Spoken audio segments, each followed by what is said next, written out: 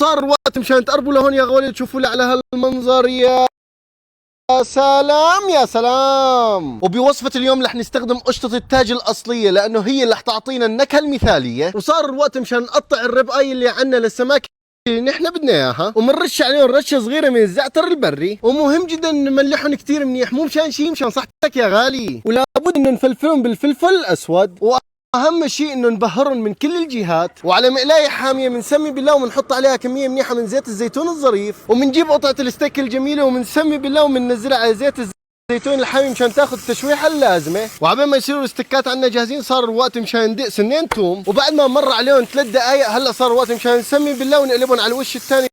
تدرسيه من بيتك وتتخرجي. شوفوا لي على هاللون. يا سلام يا سلام. ومباشرة بننزل عليهم قطعة زبدة سويسرية تكون ظريفة، واهم شيء انه ما ننسى سنين التوم اللي دقيناهم، وبنضلنا عم نسقي الستيك اللي عندنا بهالزبدة الجميلة شغلة 3 دقائق. وبهيك الستيك صار عندنا جاهز يا غوالي. هلا صار وقت مشان نسمي بالله ونحطه على البورد مشان يستريح شغلة 7 دقائق.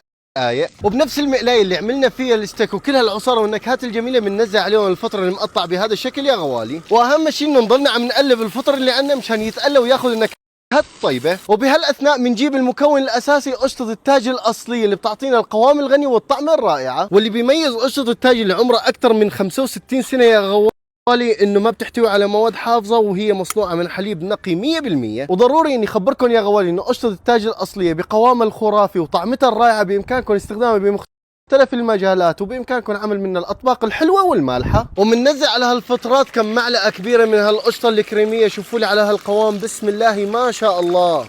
نقلبهم مع بعض كثير منيح. وصدقوني يا غوالي وقت تستخدموا قشطه اصليه مثل قشطه التاج رح تحصلوا على القوام الرائع والطعم الغني. وبعد ما ارتاح الستيك عندنا كثير منيح يا غوالي هلا صار الوقت مشان نسمي بالله ونقصه بهذا الشكل. وهلا بننزل عليهم صوص الفطر الكريمي. شوفوا لي على هالقوام. الله الله الله. وبهيك يا غوالي بهالاجواء السويسريه صار الواحد لازم يدوق اطيب ستيك مع قشطه التاج اللي رح تعطي النكهه الخرافيه والرائعه. قربوا لهون وشوفوا لي على هالمنظر. شوفوا بسم الله ما شاء الله على هالقوام الكريمي. بناخذ لنا هيك شويه فطر مع قطعه لحمه مغرقه بهالصوص الكريمي الرائع. شوف شوف شوف على هالجمال يا عيني. الله الله الله.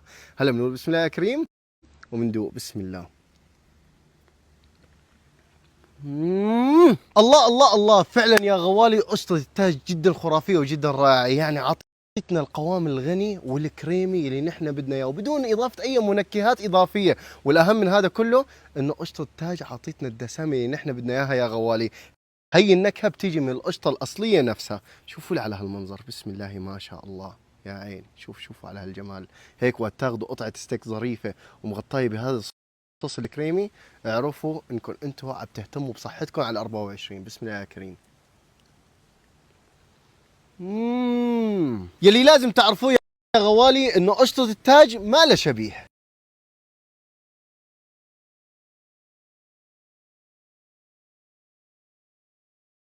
وبهيك يا غوالي صار لي زمان ما طليت عليكم، ولكن الفكره ما فيها خلصت اجازتنا. هي مو اجازه فعليا، مثل ما بامكانكم تقولوا هي رحله عمل جدا جميله وجدا رائعه استغلينا فيها الاجازه الجميله. الفكره ما فيها صار لنا تقريبا شهر و28 يوم خارج المملكه العربيه السعوديه. خلص الواحد بده يرجع لوطنه يا غوالي، بده يرجع للمملكه العربيه السعوديه، نرجع للشغل الحلو والرائع كمان. ولكن بهي الإجازة تقريبا أنتجنا 45 فيديو محتوى، كان منهم محتوى بينزل على الانستغرام والتيك توك والفيسبوك، وفي منهم محتوى بينزل على اليوتيوب اوريدي نزل منه ورح ينزل، وكمان في محتوى نزل عندكم على سناب شات. فولله الحمد، الحمد لله رب العالمين على توفيقه توفقنا بهي السفرة جدا ولله الحمد. سوينا المحتوى الرائع والجميل، ولسه الخير لقدام، لسه في كتير اشياء رح تشوفوها لقدام، فيديوهات جميله ورائعه. ما نزلت لكم كل شيء، كله بينزل بالوقت المعين باذن الله تعالى. ولكن هلا حان الوقت عشان نرجع على البلد الحبيبه المملكه العربيه السعوديه، مملكتنا العزيزه على قلبنا. ماني مصدق صراحه امتى رح ارجع، يعني افتقدتها. اوكي صار لنا شهر و28 يوم، خلص الواحد بحن لبلده، فبدنا نرجع للمملكه. ايه ماني مصدق امتى اوصل على الرياض يا غوالي. بدنا نوصل بسلام. نحن هلا بمطار هيثرو ومتجهين الى الرياض.